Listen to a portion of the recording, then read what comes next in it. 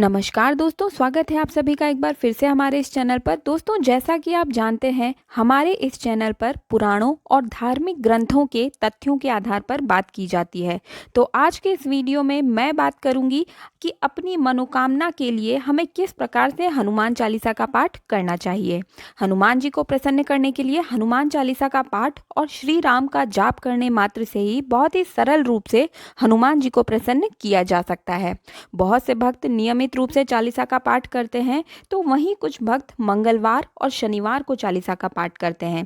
कई भक्तों का तो कहना है कि हम कई सालों से चालीसा का पाठ कर रहे हैं, हमारी मनोकामना पूर्ण नहीं हुई। तो अगर आप सिर्फ हनुमान जी को प्रसन्न करने के लिए या उनकी कृपा पाना चाहते हैं, तब तो आप नियमित रूप से चालीसा का पाठ करें।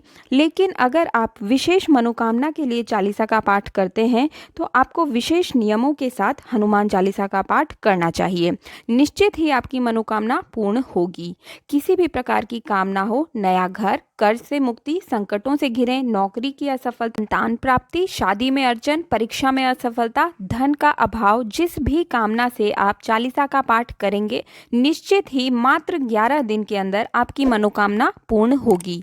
तो किस विधि और नियमों से हमें चालीसा का पाठ करना चाहिए, ध्यान से सुने। 11 दिन का पाठ आप मंगलवार या फिर शनिवार से शुरू कर सकते हैं। कोई भी पक्ष हो, कृष्ण पक्ष या शुक्ल पक्ष, आप कभी भी कहीं भी किसी भी मंगलवार को शुरू कर सकते हैं।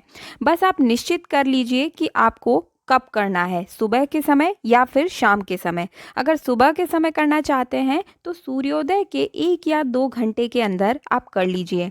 एक ही समय का नियम होना चाहिए। अगर आप 8 बजे कर रहे हैं तो रोज उसी समय करें, और अगर आप शाम के समय करना चाहते हैं तो सूर्यास्त के समय यानी कि 7 बजे से पहले आप कर लें। लेकिन समय का विशेष ध्यान रखें, समय का अंतर नहीं होना चाहिए।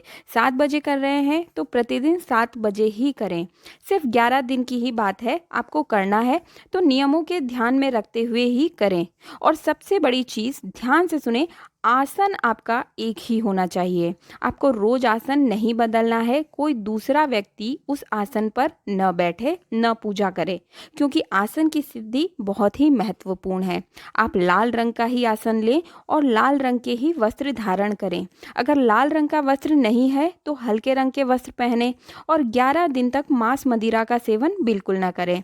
इन नियमों का पालन बहुत ही आवश्यक है। अब बात आती है कि प्रतिदिन कितने बार हनुमान चालीसा का पाठ करना है। तो ध्यान से सुने, प्रतिदिन 7 बार आपको हनुमान चालीसा का पाठ करना है। और अब जान लेते हैं आपको चालीसा का पाठ करना कैसे है।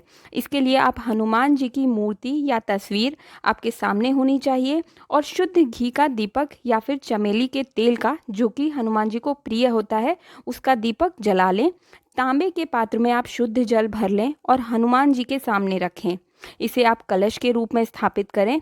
इसे आप 1 रुपए का सिक्का भी डालें और 2 लौंग डाल दें। कलश के रूप में प्लेट से इसे ढक दें, क्योंकि 11 दिन तक आप उस कलश को नहीं हटाएंगे, वहीं स्थापित रखेंगे।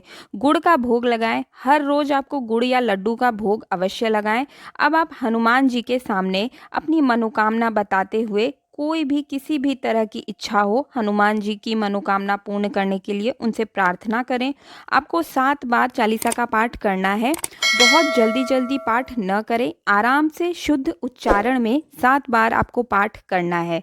पाठ पूरा होने के बाद कपूर की आरती करें। पूजा पूर्ण होने के बाद प्रसाद को परिवार के साथ ग्रहण करें। कलश को आप 11 दिन बाद उठाएं, और अब 11 दिन बाद इस चमत्कारी जल को आप किसी पात्र में रख लें। और जब भी आप घर से बाहर अपने किसी बड़े कार्य के लिए जाएं, तो थोड़ा सा अभिमंत्रित जल पी लें।